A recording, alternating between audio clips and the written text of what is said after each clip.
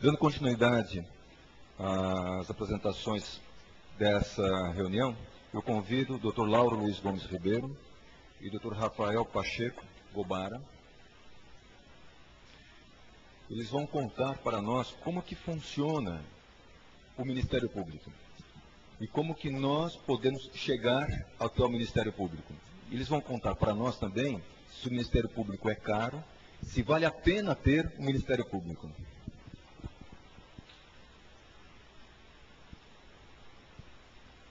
Dr. Rafael. Bom dia a todos que estão presentes aqui. Eu, primeiramente, queria agradecer ao doutor Acari, doutor Abraão, a Élica, o doutor Lauro por estar me concedendo aqui alguns minutos para falar um pouquinho do Ministério Público. O Ministério Público, na verdade, a Élica comentou, a deputada comentou muito sobre a Constituição.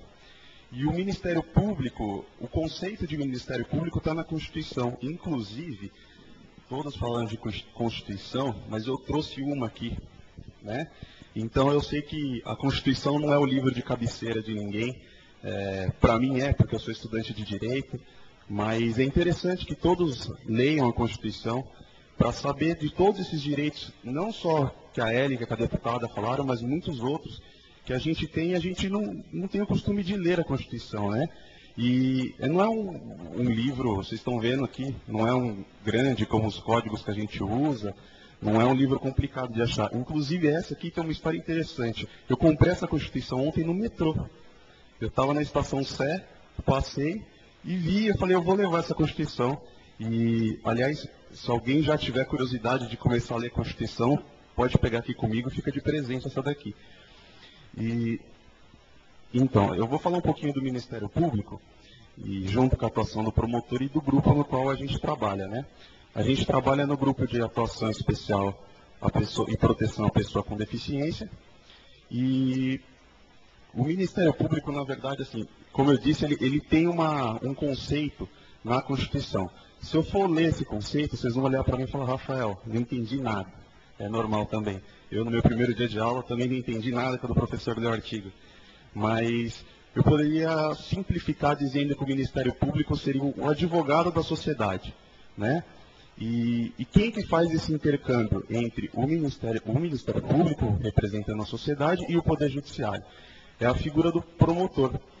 E o próprio nome diz, né, promotor de justiça. Então ele promove a justiça.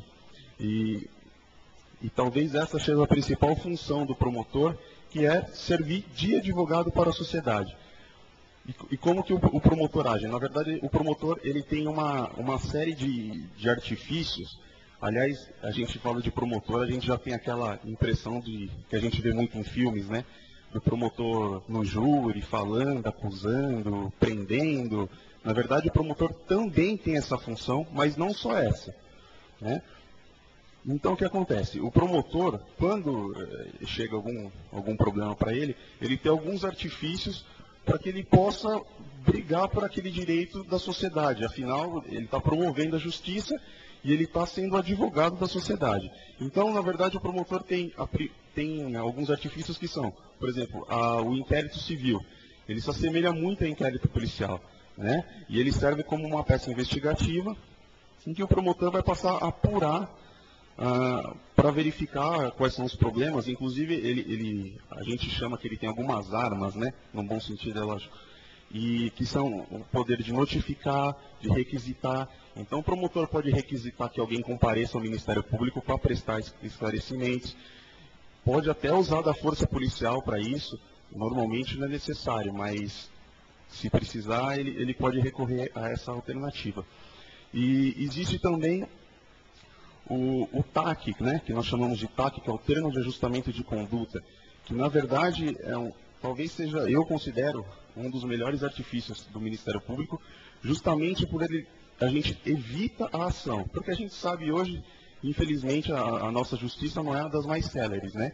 Então, quando a gente tem que ajuizar a ação, a gente já conta que nós vamos ter que aguardar durante um bom tempo até que a gente se tenha um resultado. E o que é o TAC? O TAC, na verdade, é um acordo que a gente faz. É um acordo que prevê prazos, prevê obrigações, prevê multas também, e o não cumprimento desse TAC aí nos leva a propor a ação. Mas, normalmente, o TAC é a forma que a gente prefere para, de certa forma, resolver alguma coisa de um jeito mais rápido, né? Se eventualmente a gente não conseguir firmar um TAC, aí sim nós partimos para a ação civil pública. O Ministério Público tem essa legitimidade, né, para a ação civil pública, mas as associações também estão previstas na lei da ação civil pública, elas também podem propor essa ação, ela não é exclusiva do Ministério Público. Associações que estejam constituídas há mais de um ano também poderão propor essas ações. E aí até que então, em 1998, criaram esse grupo, no qual eu trabalho hoje, junto com o Dr. Lauro, né, que eu já falei, é o Grupo de Atuação Especial e Proteção à Pessoa com Deficiência. E o nosso grupo funciona da seguinte forma. Nós cuidamos da tutela coletiva, né? O que é essa tutela coletiva? Nós temos um grupo de deficientes que nos procuram noticiando algum problema, mas é um problema que afeta toda a coletividade de deficientes, ou seja, nós não estamos cuidando individualmente daquele deficiente. Então, nós temos casos de problema no Ministério Público em que chegou uma pessoa portadora de nanismo que fez uma reclamação, ainda que somente uma pessoa tenha comparecido lá, mas ele nos relatou um problema que, na verdade, é um problema que abrange todos os portadores de nanismo. E aí sim, cabe ao Ministério Público apurar, investigar e, eventualmente, entrar com ação ou firmar um TAC, né? Então, é importante deixar isso bem claro, de que da atuação do Ministério Público se dá pela coletividade. Então, assim, a gente bem que gostaria de atuar individualmente, mas não é que a gente não queira, é que a gente não possa por virtude de lei, né?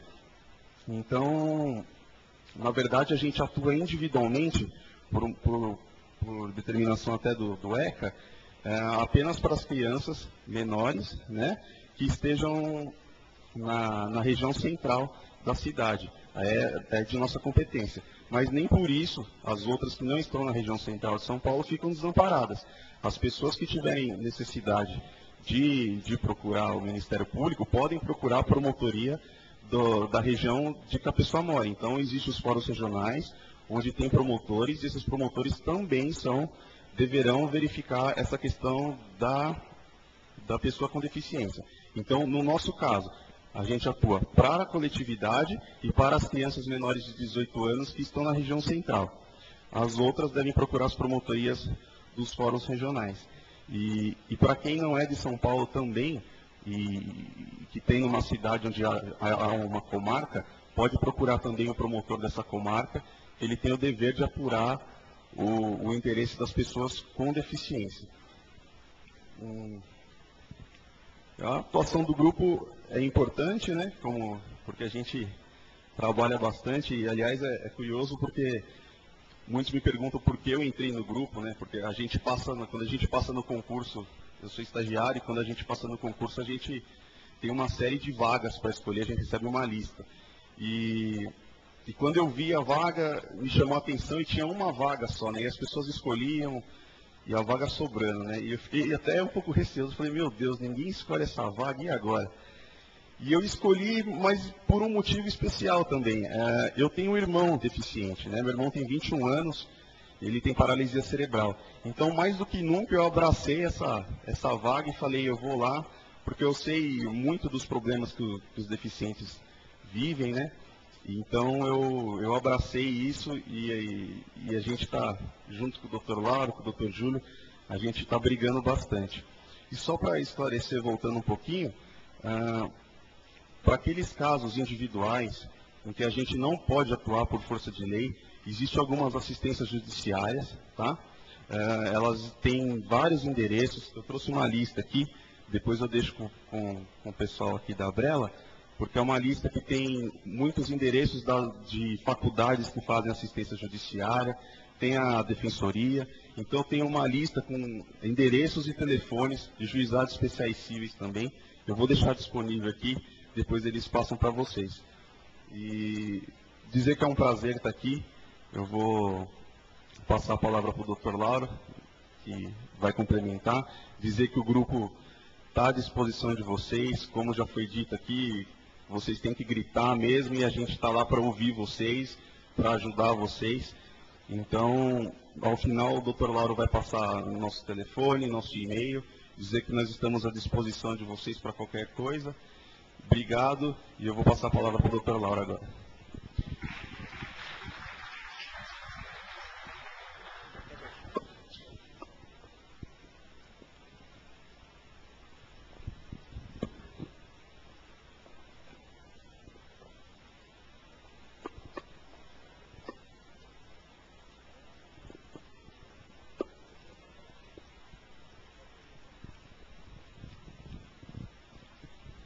Bom, pessoal, bom dia. Eu gostaria de agradecer a doutora Cari, a Érica, a doutora Abrão, por mais uma oportunidade. Né? O doutor Cari não me convida, ele determina que eu venha e eu venho. Né?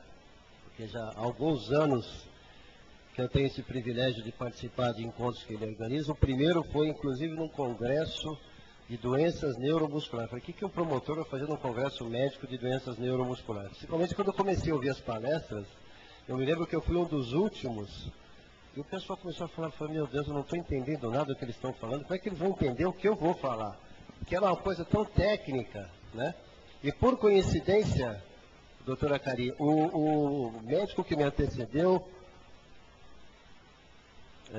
puxa vida, não vou lembrar o nome dele, ele acabou atendendo o meu sogro, porque a palestra dele foi sobre um problema que o meu sogro estava passando. E o meu sogro é médico, eu comentei com ele, olha, tem esse médico que falou num congresso que eu participei sobre isso, e ele acabou passando a ser o médico do meu sogro. Então veja como as coisas acontecem, alguém disse isso, né? Ninguém está aqui hoje de graça, à toa, tem uma razão. E no meu caso, naquele congresso, ele acabou sendo o médico do meu sogro, operou meu sogro e cuidou do meu sogro por um bom tempo. Então eu tenho essa ligação aí com a doutora Cari, com a Brela, com a Érica, forte. Né? Tanto que eu vou fazer uma inconfidência aqui, quando eu recebi o e-mail para vir aqui, daí eu respondi para ela, falei, olha, mas essa questão de SUS não é minha praia, eu não trato com isso, né? Eu não sei como é que eu vou poder colaborar. Daí ela falou, não, vem, fala qualquer coisa, mas venha para poder estar com a gente aqui, porque você, afinal, faz parte também de toda essa discussão aí. Eu falei, bom, então tá bom, eu vou dar uma contribuição mais a respeito da atuação do Ministério Público de uma forma geral, né? E fiquei tranquilo agora de ver que tanto a Érica como a deputada já trouxeram várias informações importantes sobre essa questão da saúde, sobre SUS, sobre planos de assistência médica, o que me poupa de ter que falar sobre isso. Então, eu vou mais falar a respeito do Ministério Público. Eu sou promotor de justiça, como o Rafael falou, atuo num grupo de atuação especial de proteção às pessoas com deficiência há 10 anos. Agora, esse grupo vai ser transformado numa promotoria, então vai ter agora uma promotoria para cuidar tanto da questão das pessoas com deficiência, como a promotoria para cuidar da questão dos idosos, para cuidar da saúde pública e também de inclusão social. Então, eu faço parte desse grupo, sou promotor já há alguns anos, vários anos, e juntamente com o Dr. Júlio, o outro promotor, nós estamos trabalhando nessa causa das pessoas com deficiência e viemos agora até o auxílio do Rafael, que é um estagiário bastante dedicado, até sexta-feira, 5 horas da tarde, que é quando termina o horário dele, porque depois desse horário ele já vai para outras tarefas, né, Rafael? Eu me lembro que há poucos dias, numa sexta-feira, eu estava saindo às 5 horas para tomar um café com outro promotor, e o Rafael tinha acabado de sair da sala, e eu falei assim, Rafael, nós estamos indo tomar um café, vamos comigo?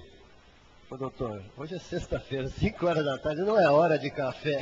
Falei, tá bom, entendi. Vai tomar sua cerveja sossegada, que você é moço ainda, você pode, eu já passei dessa fase.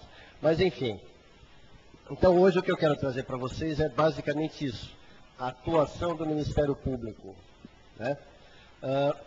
O Rafael já se incumbiu de fazer a parte mais difícil aí, de dizer dessa questão do que é o Ministério Público, eu não vou me ater a isso, eu só vou lembrar que existem leis, e hoje isso foi dito de maneira bastante enfática pela deputada, de que nós temos um grande número de leis, etc. E por que existem essas leis? Porque o ser humano, ele é, por natureza, um ser que vive em sociedade. Né? Como ele vive em sociedade, é preciso estabelecer algumas regras de conduta. Senão, seria uma verdadeira bagunça. Como aqui hoje. Então, aqui também, nós estamos constituindo uma sociedade e precisam ter regras. Por isso que o doutor Abraão fez a abertura do evento, tinha um horário para começar, tem um tempo determinado para cada um falar, há uma sequência de falas que também já foi pensada para facilitar a compreensão de todos, ou seja, se não existissem essas regras, hoje aqui, certamente esse evento não teria o mesmo sucesso que vai ter, né? E assim é também na sociedade, como existem várias pessoas convivendo, e cada uma com interesses muitas vezes diferentes, as leis vêm exatamente para isso, para disciplinar como é que a gente tem que agir. Então, o direito, quando a gente fala de direito, esse conjunto de leis, existe para isso, para a gente disciplinar a nossa vida em sociedade. E como o Rafael mencionou, o promotor aparece para quê? Quando há a violação de algum desses direitos da sociedade, o promotor passa a ser o advogado da sociedade que vai levar essa reclamação ao Poder Judiciário. Vai levar essa reclamação ao prefeito, ao governador, dizendo, olha, esse direito das pessoas está sendo violado. Vocês precisam corrigir. Se o prefeito, o governador, o secretário não quiserem corrigir, qual é o caminho que sobra? Quando você tem um direito violado, o último caminho que sobra é Poder Judiciário, a Justiça. Então, se o promotor não consegue resolver as questões amigavelmente, ele vai resolver como? Ele entra com um processo na Justiça em favor daquele segmento da sociedade que está tendo algum direito seu violado. Por isso que, como o Rafael lembrou, nós somos, o nome do nosso cargo é promotor de justiça. A nossa incumbência é promover justiça, fazer a justiça, né? Então eu trouxe alguns exemplos da nossa atuação, né? E antes disso, até eu anotei aqui, para não deixar passar, de parabenizar o doutor Acari, porque eu acho que essa iniciativa dele de trazer pessoas das várias áreas para conversar com os seus pacientes, com os familiares dos pacientes, é muito importante, porque ele me disse isso. Ele falou, olha, eu falei, Acari, mas o que eu vou fazer num encontro médico, né, ou uma reunião de pacientes? Não, eu acho importante os pacientes terem consciência dos seus direitos, para saberem reivindicar. Isso ficou marcado para mim, porque de fato, se nós tivéssemos hoje mais médicos com esta preocupação, e eu digo isso com tranquilidade, porque a família da minha esposa é toda de médicos, então eu conheço mais ou menos como é que funciona isso. Infelizmente, hoje nós não temos muitos médicos com essa dedicação e esse perfil do doutor Acari, de querer mostrar ao paciente os direitos que ele tem, de garantir a autonomia do paciente. Tem muitos médicos que hoje gostam de transformar os seus pacientes em eternos dependentes dele.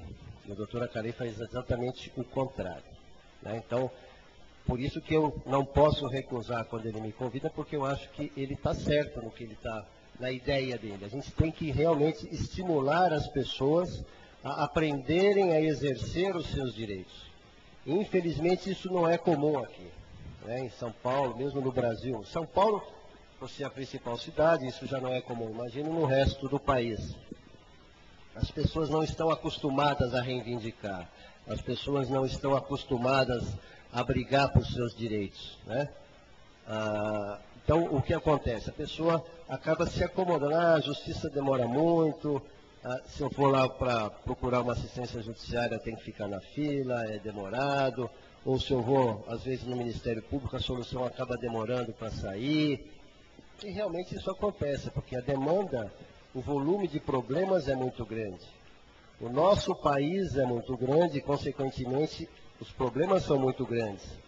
E não há um número suficiente nem de promotores, nem de juízes para dar conta de tudo o que acontece, né? Principalmente porque o poder público, ele tem, pela nossa Constituição Federal, que o Rafael trouxe aí para vocês verem, que é um livro que dá para todo mundo comprar, ele comprou no metrô, a doutora Karine disse que ele também já tinha comprado o exemplar dele no metrô.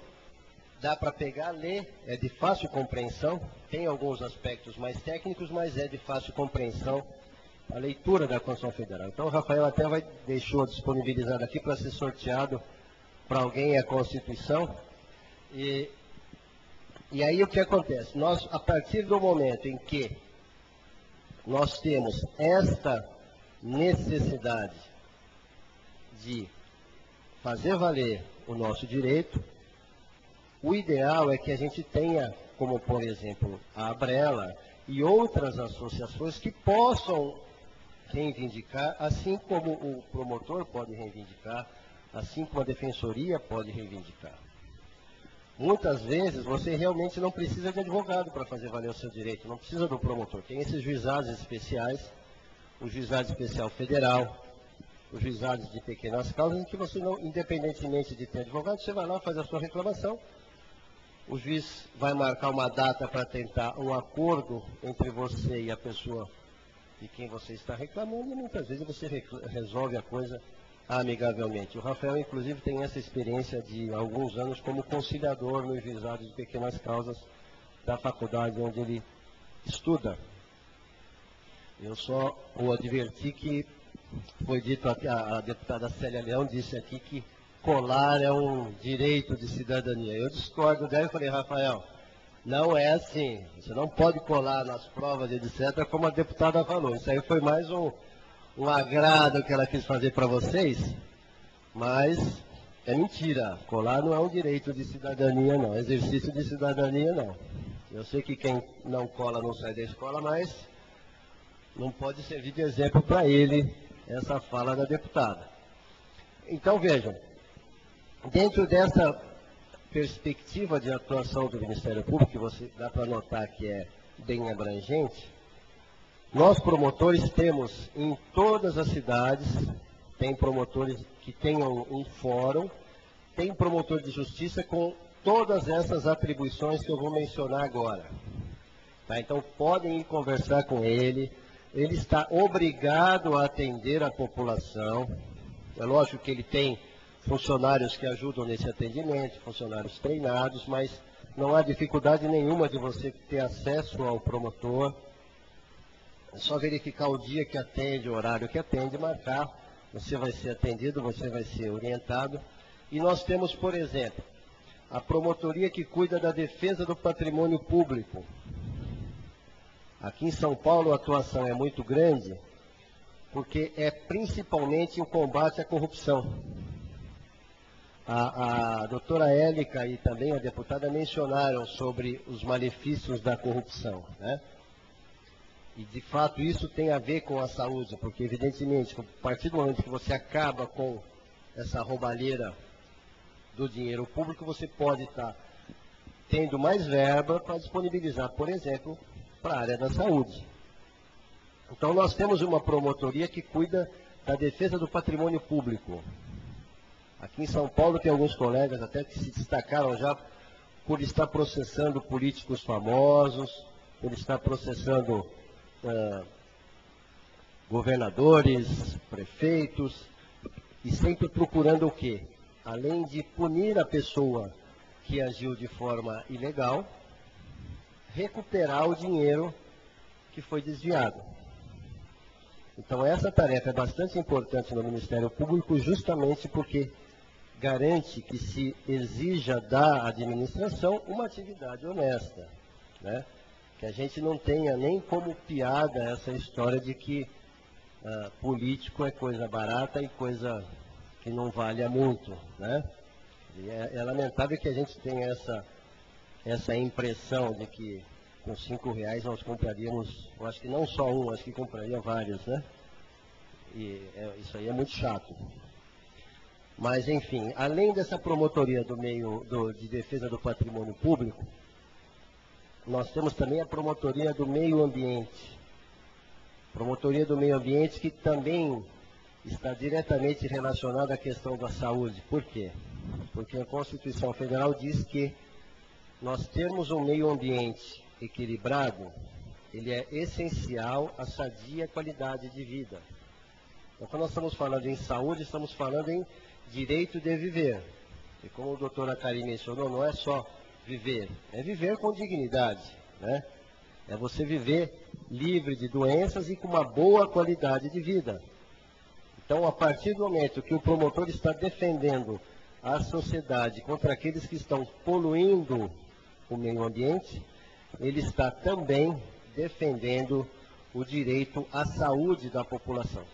A partir do momento em que ter um meio ambiente equilibrado significa boa qualidade de vida. Tá? Outra atuação nossa é na defesa do consumidor. E aqui também com relação direta à questão da saúde. Por quê? Porque nós temos, aqui em São Paulo e também pelo interior, vários promotores atuando contra planos de saúde que têm cláusulas abusivas, como essas que procuram controlar período de internação hospitalar. Então o plano de saúde falou, olha, você, se vier uma vez, você pode ficar no máximo 3 dias na UTI. Como é que pode um contrato estabelecer o tempo que você vai ficar numa UTI?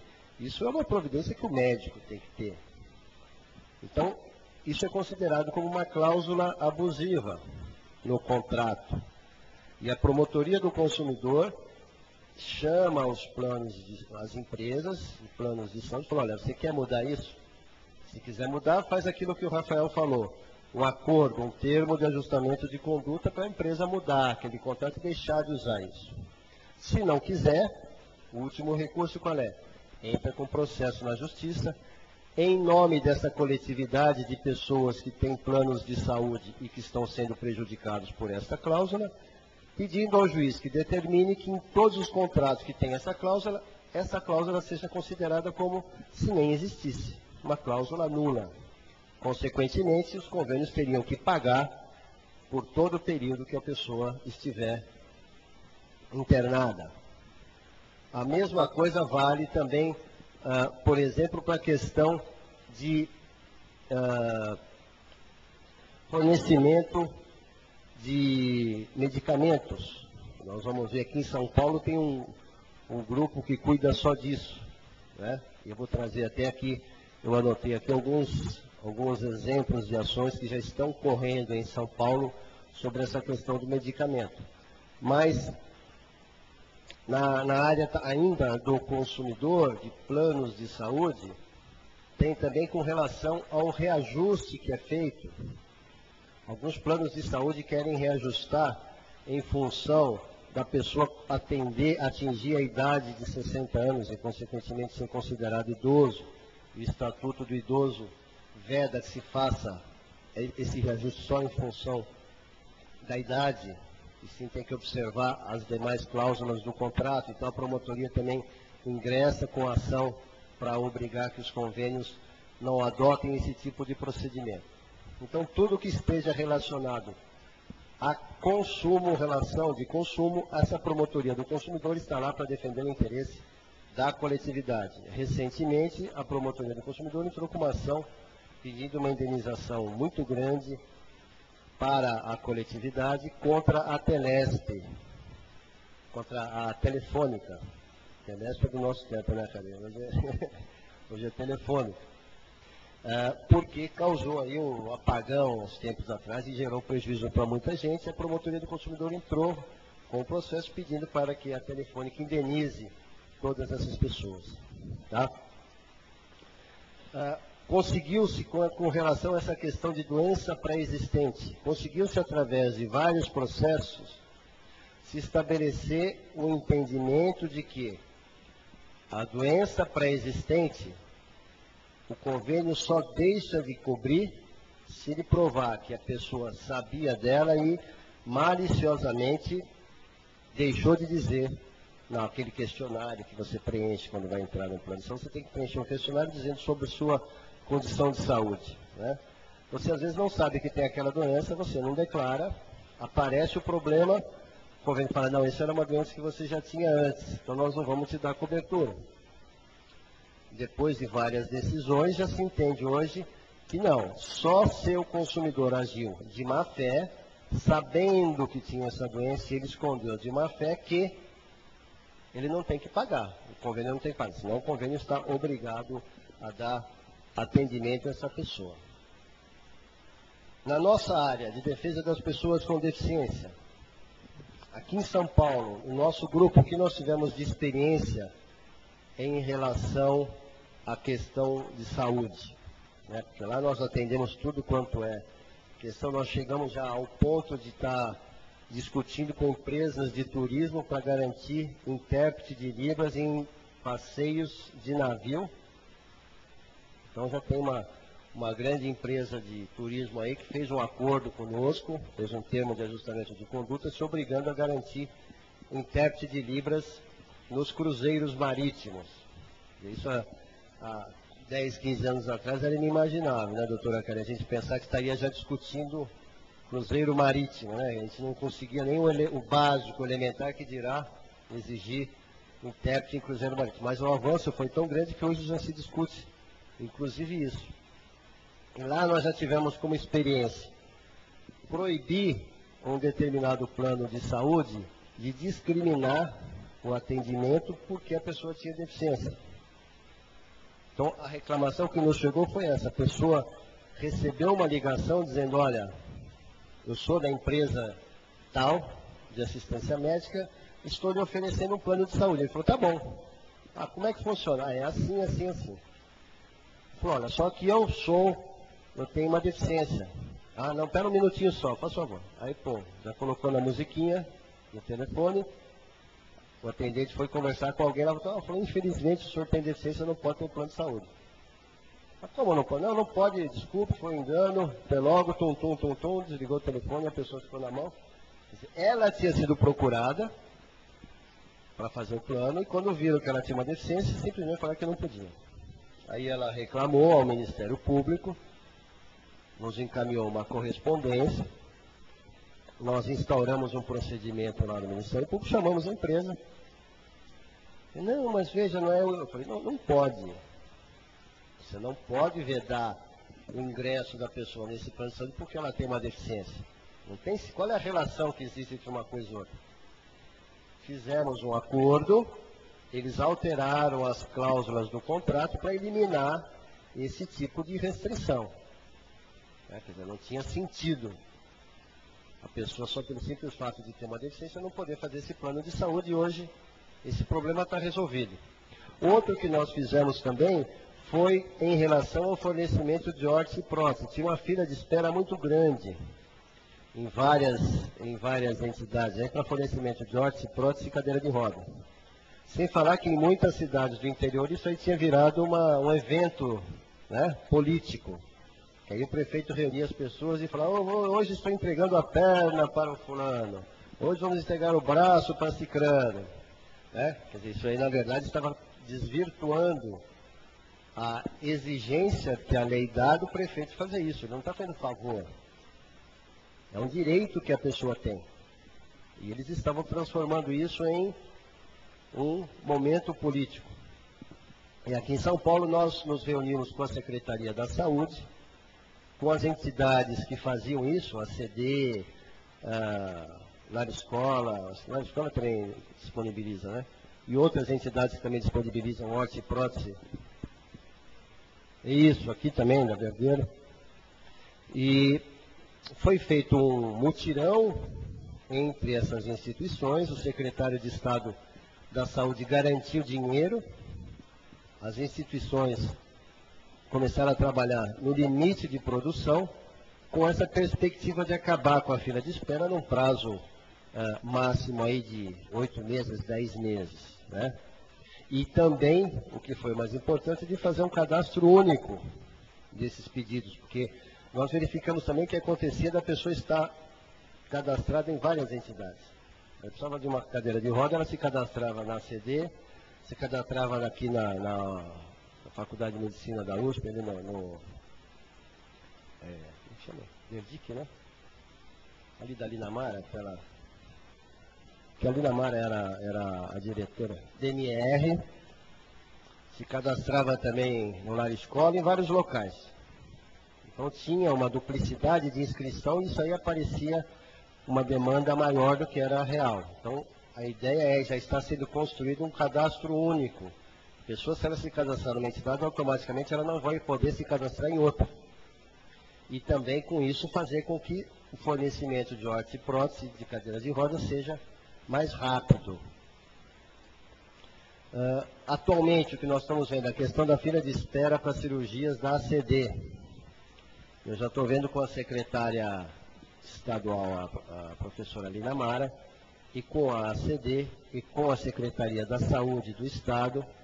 Nós vamos estar, a doutora Linamara está agendando aí com o secretário da Saúde para nós reunirmos os hospitais que fazem esse tipo de cirurgia das pessoas que estão na lista de espera da ACD, para que a gente possa repassar essas pessoas para outros hospitais e a gente acabar com essa lista de espera da ACD.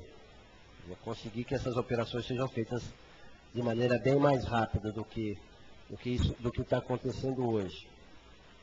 Tivemos também um caso interessante lá de uma pessoa, um surdo que foi hospitalizado, ele não tinha nenhum parente com ele lá e ele tinha dificuldade de comunicação com o médico, com os enfermeiros, etc. Né? E esse hospital aqui em São Paulo, o hospital antigo aqui de São Paulo, também está já providenciando, já está capacitando o serviço social dele em Libras, para poder atender os surdos, e no embalo ele está fazendo a adaptação das instalações, que é um hospital bem antigo, vai ter que fazer uma série de adaptações, de reforma, mas está fazendo, e também já capacitou o assistente social dele em Libras para poder atender eventuais pacientes surdos que cheguem lá. Nós temos aí, eu acho que vai ser até assunto que a doutora Karim vai tratar, que nós estávamos discutindo a questão da síndrome pós-pólio. Aí a doutora Karim disse que tem novidades boas para falar sobre isso daí. Nós estamos tentando discutir no âmbito do município e do estado essa questão da síndrome pós-pólio, que muitos médicos não estavam sabendo diagnosticar essa síndrome, tratando como sendo outro tipo de doença e, consequentemente, agravando o quadro do paciente. Né? E a doutora Karim disse hoje que tem notícias boas a respeito disso daí, ele vai trazer para vocês. Mas também é um expediente que nós estamos tratando lá na promotoria, por conta de uma provocação da associação lá da síndrome pós-pólio, que era o doutor Bajo, que era continua sendo, ele é o presidente, que é o atual secretário adjunto da Saúde, né? Ele é o presidente lá como é que chama a associação? Abrasp, né? E a doutora Karim está metida nessa briga também, é uma das frentes dele. E, além disso, a lei que cuida da questão das pessoas com deficiência, Rafael, me dá a mãozinha aqui, por favor. Só para pegar na 7853. Tem uma lei que cuida, obrigado, que cuida da questão dos direitos das pessoas com deficiência, que é uma lei de 1989, veio depois da Constituição Federal, que é de 1988, né? A Constituição Federal tratou da questão da deficiência, pela primeira vez tratou de uma forma mais detalhada, e veio essa lei, que é a Lei 7.853 de 89, tratando da política de atendimento às pessoas com deficiência. E o artigo 8º traz uma relação de crimes de discriminação contra a pessoa com deficiência. E um deles, no artigo 8º, tem um item que diz recusar, retardar ou dificultar internação ou deixar de prestar assistência médica hospitalar e ambulatorial, quando possível, à pessoa portadora de deficiência. Então vejam, essa recusa que muitas vezes acontece do atendimento médico a uma pessoa com deficiência, caracteriza um crime. É lógico que a lei diz aqui, quando possível, porque se chegar lá, na hora do atendimento, tem uma pessoa com risco de morte, e você, uma pessoa com deficiência, está chegando lá numa condição de vida, de saúde melhor, eles vão dar preferência para aquela pessoa, mas recusar simplesmente o atendimento, ou porque não tem plano de saúde, ou porque o hospital não sabe lidar, ou porque o hospital não tem acesso, é crime. Então, se for a delegacia de polícia, quer dizer, pode ir à delegacia de polícia e denunciar esse fato, tá? Porque essa nossa lei aí, que vale para o país inteiro, ela diz que é crime, lá no artigo 8º. Além desses exemplos que eu trouxe na área da promotoria que cuida da defesa das pessoas com deficiência, nós temos também a promotoria que cuida da defesa do idoso. Essa promotoria tem uma particularidade que ela também atende casos individuais. O nosso é coletivo, como o Rafael explicou, só criança e adolescente, o atendimento também é individual. Aqui em São Paulo, para a região central, para quem mora na região central, nós atendemos. Para quem mora em outros locais, até para facilitar chegar ao promotor, são os promotores dos fóruns regionais. Então, para uma pessoa que mora em São Miguel, pode ir ao fórum de São Miguel, ao invés de ter que vir até aqui o centro para nós atendermos, o promotor de lá vai atender. A do idoso atende questões individuais do idoso, reclamações individuais do idoso também. E é lógico que, se tiver relação com a saúde, vai atender da mesma forma. E temos um grupo que cuida da saúde pública. E como cuida da saúde pública, está diretamente relacionado ao que está sendo discutido hoje aqui, né? E tem, como eu já referi, em toda cidade que tiver um fórum, tem um promotor com essa incumbência de cuidar da saúde pública. Então, quem não for aqui da capital, no interior, também tem um promotor com essa incumbência. E eu trouxe aqui alguns exemplos, que eu vou ler rapidamente aqui, só para a gente ilustrar, Desculpa, gente, é que tem uma pessoa precisando sair, tem uma Elba travando o caminho aqui, é de alguém que está presente aqui na reunião. A gente pediria para retirar rapidamente. Obrigada. Então, eu vou só trazer alguns exemplos de ações, de processos que as promotorias do Estado de São Paulo já estão promovendo em relação a essa questão de cuidados com a saúde.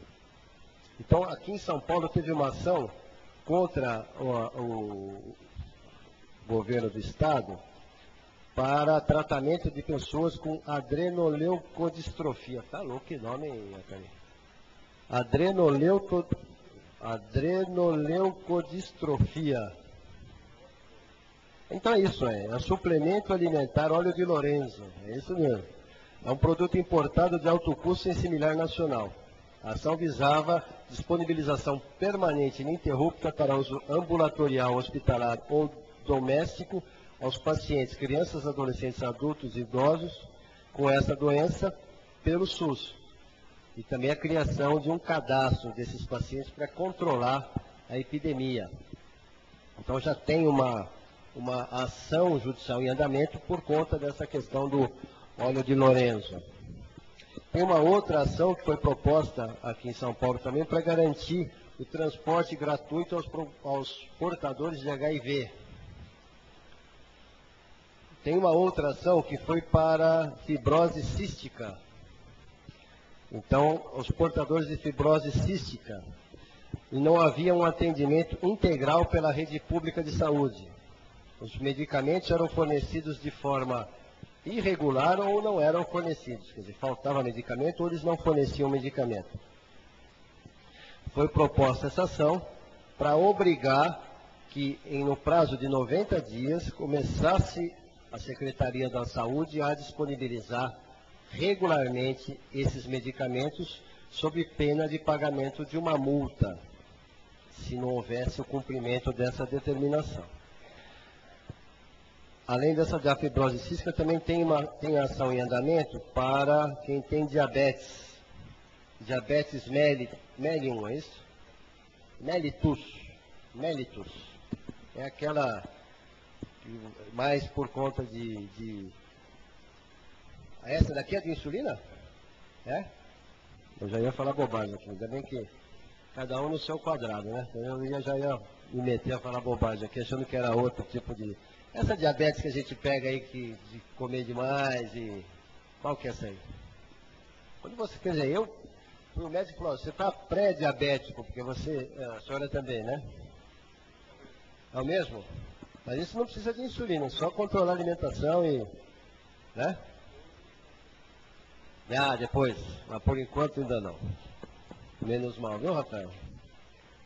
Cerveja é bom para isso, Racari? Atrapalha, atrapalha. Tem que estudar antes de...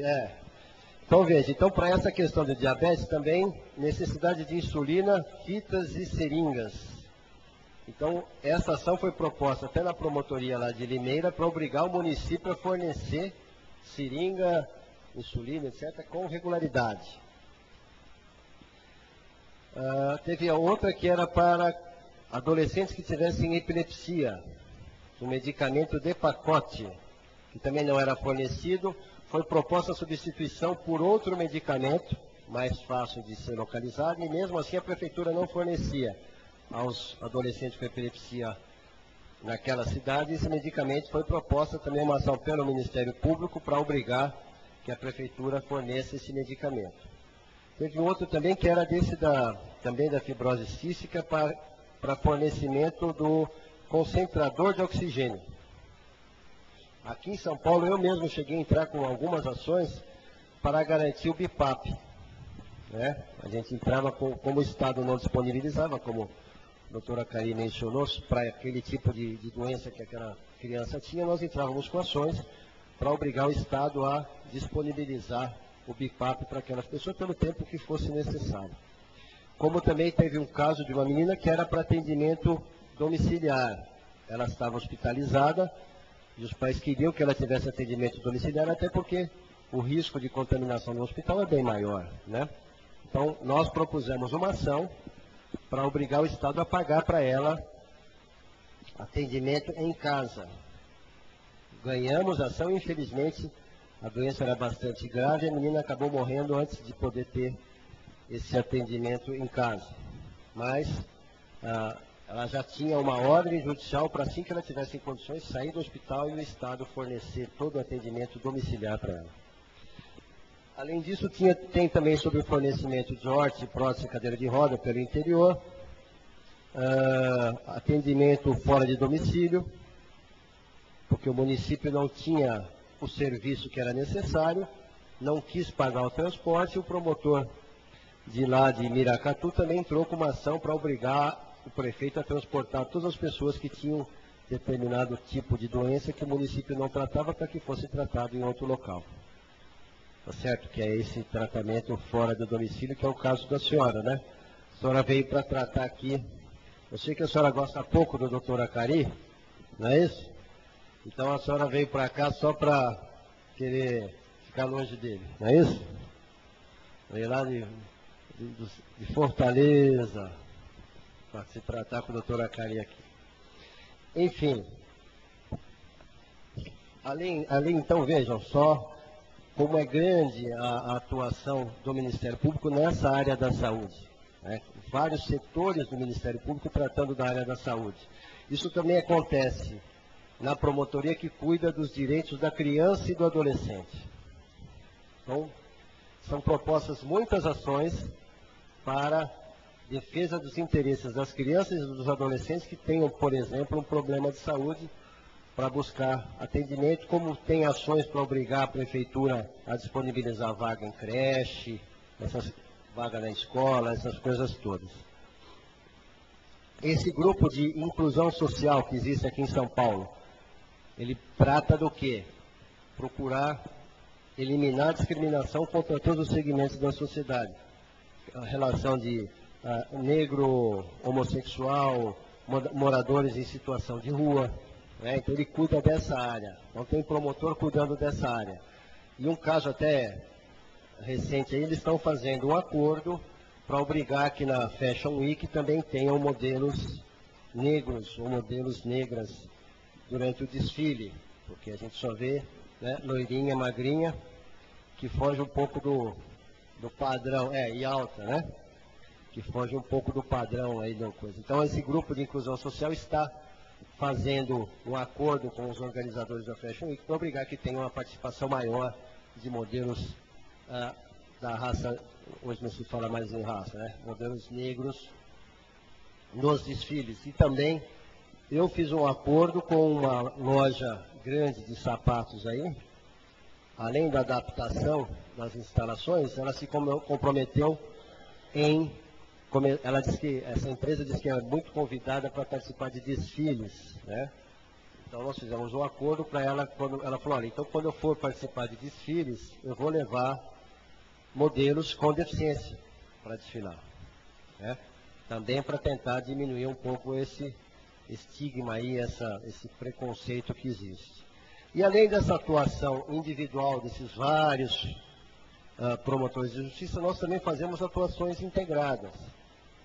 Surgiu uma questão interessante, que foi o seguinte: foram procurar o promotor do consumidor, porque nós estamos batalhando muito para a inclusão das pessoas com síndrome de Down no mercado de trabalho, né? Então nós estamos com um trabalho forte aí para evitar que essas pessoas com síndrome de Down sejam interditadas e acabem vivendo à custa de benefício do governo, para que elas possam entrar no mercado de trabalho e as empresas contratarem, etc.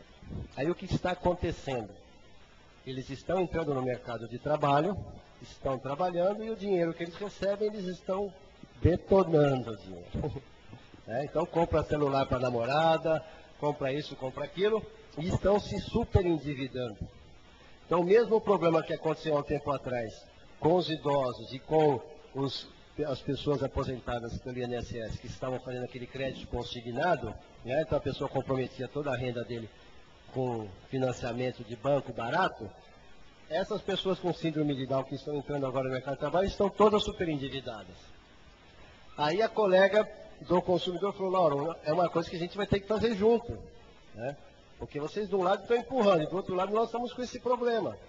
Eles estão trabalhando e normal, está com o dinheiro na mão, trabalhou, quer gastar. Só que muitos não têm controle desse gasto, né? E as lojas vendem, não querem saber. Vende, financia e a pessoa vai lá. Quando vai ver, ela está com o salário dela comprometido por vários meses só para pagar o financiamento que ele se empolgou com o primeiro salário da vida dele, né? Então nós temos também essa atuação integrada. Nesse caso é a Promotoria do Consumidor e o nosso grupo de atuação especial, trabalhando junto com o pessoal da APAI, que trouxe essa demanda para nós, para ver como é que a gente consegue lidar com isso, né? Porque não dá para falar, você não vai gastar o seu dinheiro. Bom, eu trabalho, vocês não falaram que eu tenho que ter autonomia para trabalhar? Eu tenho autonomia para trabalhar e tenho autonomia para gastar também. Por que eu não posso comprar flor para minha namorada levar, né? Então a gente está lidando com esse problema. Nós temos outro caso que é com a promotoria da infância, porque tem algumas entidades, e essa entidade eu tenho um trabalho muito sério, com criança e adolescente com deficiência. Só que o que acontece? Essas crianças já se tornaram adultos, e tudo com deficiência mental, e que a família arrumou alguém que cuide, até logo, né? Joga de lado, deixa lá na entidade, some, dá endereço falso, e a entidade vai cuidando. Entrou criança, agora estão adultos. E uma entidade que só cuidava de criança, agora quase só cuida de adultos. E não tem vaga para criança com deficiência. Então a minha promotoria e a promotoria da infância, nós estamos trabalhando juntos para arrumar uma saída para essas entidades. Como é que a gente faz para chamar as famílias, para assumirem a responsabilidade sobre os adultos que estão lá, aqueles adultos que têm condições de serem inseridos no mercado de trabalho e passarem a ter uma vida independente e começar a criar de novo vagas para as crianças e adolescentes, que é o perfil principal dessas entidades, né? Mas que tem essa realidade. Entra a criança, não consegue sair de lá, a família abandona, fica adulto e não tem jeito, né? Então, vejam, além dessa atuação pontual por assunto, a promotoria também tem essas atuações conjuntas, né? Com outras áreas da promotoria para poder atender de forma mais ampla possível. E eu já com isso, eu encerro, antes de levar uma bronca da doutora Érica, que ela veio educadamente dizer que eu tenho 5 minutos, mas eu não vou nem precisar disso. Eu já vou encerrar. Tá? Só dizendo, então, que podem contar com o Ministério Público. Aqui em São Paulo, o nosso telefone eu vou dar o telefone que é o PABX, porque daí desse telefone vocês têm acesso à Promotoria do Consumidor, à Promotoria do Idoso, é 3119-9000. Tá? Nessa daí é o PABX do Ministério Público, que fica ali na rua Riachuelo, 115, e lá tem várias dessas promotorias que eu mencionei aqui, estão instaladas lá. Então, se ligar, pode ligar para lá para saber como é que faz, o horário de atendimento e tudo, e podem se dirigir para lá para serem atendidas. Sempre nessa perspectiva de que o atendimento é sempre para as questões coletivas. Tá? E o nosso e-mail é GAEPPD,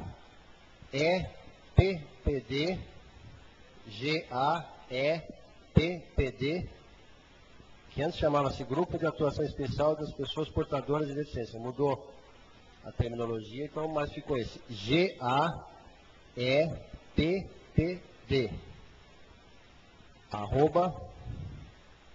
@MP, de Ministério Público, .sp.gov.br.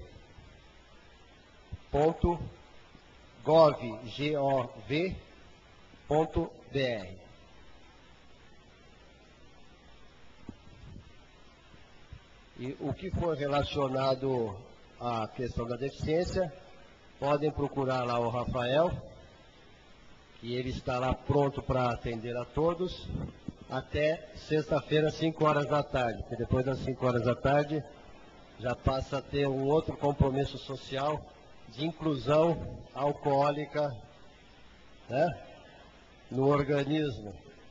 Serviço.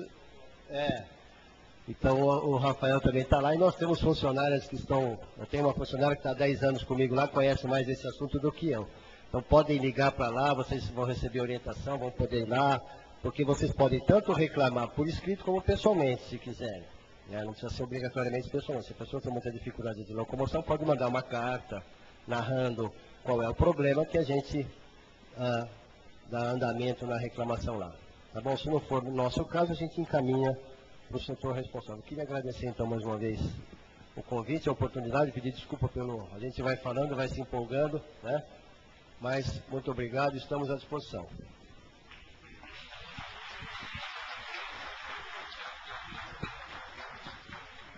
Um pequeno reparo na apresentação do Dr. Lauro, pequenininho reparo. Ele disse que não conhecia nada de SUS, ou pouca coisa de SUS. Parece que a gente conhece tudo de SUS. É verdade nessa situação. Quando nós falamos a respeito do SUS no comecinho, a Érica trouxe a informação, ela falou que o SUS já provou que pode dar certo. Ele está dando certo. Assistência integral e gratuita. De novo, o SUS é único, universal, integral, tem equidade, descentralizado. Só que nós temos que fazer valer essa situação toda. E como que nós fazemos isso? O Ministério Público, ele está atuante nessa situação. É muito interessante, nós estamos num curso médico, fazemos o curso médico, terminamos, vamos para a residência médica, fazemos pós-graduação, e eu não sabia que era o Ministério Público. Não tinha a mínima ideia o que significava isso.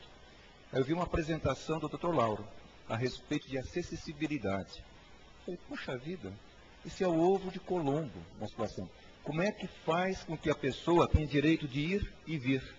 Como é que nós fazemos com que o governo, ele realmente ele faça aquilo que ele tem que fazer? O Ministério Público. Ele estava dando o caminho das pedras. E se aquilo funciona para acessibilidade, tem que funcionar para outras coisas também. Nós médicos, nós somos treinados para fazermos o quê? Diagnóstico sindrômico, topográfico, etiológico e darmos receita. E os pacientes, eles são treinados para sentarem lá, escutarem, receberem receita e vai na farmácia. E custa caro. Muito caro. Qualquer remédio custa caro. Agora, vocês podem imaginar quanto vai custar a célula-tronco? Vocês podem imaginar? Se tiver célula-tronco, não vai custar menos de 25 mil dólares. Quem tem dinheiro para pagar isso? Vocês sabem quem é que vai ajudar? Ministério Público. Nós vamos reclamar lá. É do SUS. É do SUS. É igualzinho. Mas nós vamos reclamar lá. É o direito do cidadão, é um dever do Estado. E quem que vai fazer ouvir e fazer mudança? É o Ministério Público. Por isso que ele se encontra aqui. E como é que nós vamos achar? Bom, tem o telefone, tem um e-mail e tem a pessoa para a situação. Ele está só aqui em São Paulo? Não. Ele está em Fortaleza também. Mas a pessoa tem que aprender o caminho das pedras, tem que se ouvir e fazer-se ouvir. Em relação à poliomielite. Poliomielite, pessoas há 40 anos, nós tivemos uma epidemia fantástica aqui em São Paulo, no Brasil também. Essas pessoas tiveram polio e ficaram com fraqueza, com atrofia. Essas pessoas foram submetidas a um programa de reabilitação intenso, muitas foram submetidas às várias cirurgias, ficaram com a sua recuperação parcial, muitas em cadeiras de rodas, outros com bengalas, outros com outras situações de adaptação, mas estavam estáveis. Anos depois, uma nova situação apareceu, uma nova fraqueza muscular. Essa nova fraqueza, que doença que é essa? Não tinha nome, não tem nome. Sequela é aquilo que aconteceu lá, tem a sua cicatriz e está marcada. Está daquele jeito, isso é sequela. Uma cicatriz, é sequela. Mas aquilo que ele estava apresentando era algo novo. O que era esse algo novo? Não tinha nome. E por não ter nome, essa pessoa não era ouvida. Ela não era ouvida no INSS, ela não era ouvida no DETRAN, ela não era ouvida na Caixa Econômica Federal para requisitar o seu fundo de garantia para casa própria, porque ela não tinha o nome dessa doença. E essa nova situação, aquela nova fraqueza muscular, alguns indivíduos nos Estados Unidos, depois na Europa, aqui no Brasil também, isso se chama síndrome pós-pólio. Muito bem, eu ponho lá no papel. O senhor tem síndrome pós-pólio. O paciente contente com essa situação, ele chegava lá no INSS, o médico do INSS, ele abria o livrinho verde, que se chama CID-10. Onde é que se encontra a síndrome pós-pólio? Não existe. Sinto muito, mas o seu médico errou. Porque no meu livro aqui, que tem não sei quantas mil doenças, o senhor não tem esta enfermidade, porque não tem aqui nesse livro. Um indivíduo, um paciente, mexe só o polegar, Luiz Baggio Neto, fundou uma associação, Associação Brasileira de Síndrome Pós-Pólio. Puxa, mas eu quero ser ouvido. Mas ele não era ouvido. Onde é que ele foi? Ministério Público. Eu preciso ser ouvido. E alguém ouviu. Aí o Ministério Público, o que ele fez? Acionou o Estado. Chamou a Secretaria Estadual da Saúde. Quando ele chamou, não, convocou. Quando ele convocou a Secretaria Estadual da Saúde, foi uma representante. A senhora sabe o que é síndrome pós-pólio? Não sei. A senhora sabe quantos pacientes tiveram poliomielite? Não sei. Sabe quantos pacientes têm síndrome pós-pólio? Não sei. Então, você vira alguém aqui que saiba. Porque a senhora não sabe nada dentro dessa situação. E quais são as medidas que estão sendo feitas para atenderem as necessidades dessas pessoas? Não sei também. Então tem que fazer alguma coisa. Essa alguma coisa foi um manual que a Secretaria de Estado fez, foi buscar informações com as pessoas que tinham as informações, foi acionada uma faculdade de saúde pública, porque lá na faculdade existia uma pessoa que fez parte do trabalho para a realização do CID-10. O CID-10 iniciou-se em 1985, publicação em 89. Nós estamos falando, portanto, de uma situação de 17 anos atrás. E não tem o CID-11 ainda. E através desse estudo, foi apresentada uma moção internacional para a Organização Mundial da Saúde. E na Organização Mundial da Saúde, são eleitas 3 pessoas para analisarem aquele documento, para ver se tem fundamentação aquela queixa. Tinha. Aí é feita depois uma apresentação em plenária, na plenária em votação. Em votação depois de 3 anos de vai e volta, na plenária. Ganhamos por unanimidade.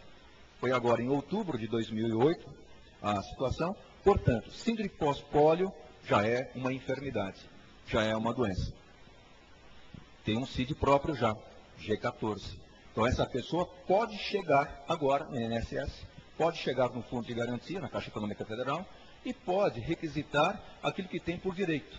Como é que foi acionada a situação? É uma pessoa. Ela não precisou de advogado, ela não precisou de médico, não precisou de ninguém. O acionar foi Ministério Público. E disso desencadeou-se uma porção de atuações. Provavelmente, é o que vai acontecer com célula-tronco, terapia gênica e outras medicações que poderão vir. Você sabe quanto que custa um remédio para uma doença chamada doença de Pompe? Que faz com que as crianças tenham fraqueza muscular, coração dilata e elas morrem rapidamente, custam uns 40 mil reais por mês. Quem tem condições de pagar 40 mil reais por mês? Talvez só aquele indivíduo que tem um castelo em Minas Gerais. Talvez. Porque outros indivíduos, em sã consciência, não têm condições. E adivinhem como é que vai ser feito o pagamento disso? Através do Estado, através de medidas públicas. E quem que vai acionar? O Ministério Público, o SUS de novo. Então, ou seja, é tudo passa por aí. Esse é o caminho das pedras, de todas as coisas. E, de novo, eu fico impressionado como que no curso médico, no curso de reabilitação, não tenhamos nenhuma aula dada pelo pessoal de justiça. Não tem nenhuma aula dada pelo Ministério Público, o defensor desta situação que foi colocada por vocês aqui hoje. Então, portanto, doutor Aldo, eu não tenho dúvida, não existe um indivíduo que conheça mais a respeito de saúde, de SUS, do que vocês. Obrigado.